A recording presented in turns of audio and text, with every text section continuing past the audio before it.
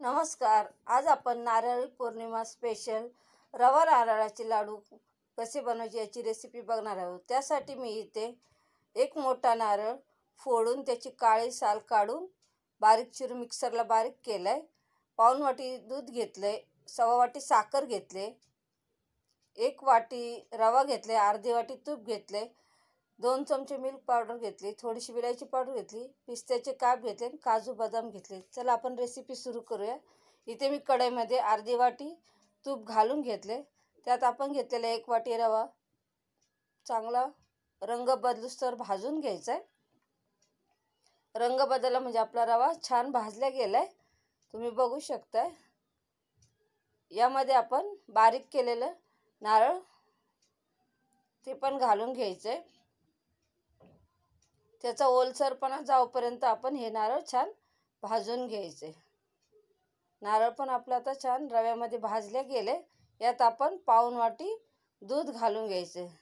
ते पण छान परतून घ्यायचं, म्हणजे रवा मोकळा होईपर्यंत त्याला भाजत राहायचं. बघू शकताय तुम्ही, त्याचा ओलसरपणा पूर्ण गेलाय. यामध्ये आपण आता काजू बदामाचे काप घालून घ्यायचे, ते पण छान मिक्स केले. विलायची पावडर घालून घेतली. त्यात 2 चमचे मी मिल्क पावडर घातले, ती पण परतून घ्यायचं. आपलं मिश्रण आता छान तयार झालंय.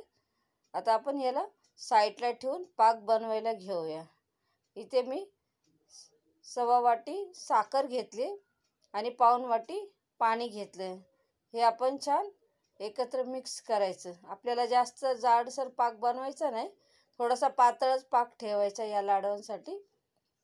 बघू शकताय तुम्ही, आपला पाक आता तयार होत आलाय. बघा, फक्त असं थोडासा चिकटसारखा असा आपल्याला हा पाक ठेवायचा आहे. पाक तयार झालाय आपला. आपण यात मिश्रणात घालून घेऊया आणि त्याला छान असं परतून घ्यायचं आहे. पाक आपला यात सगळं पाक आपल्या यात बसलाय.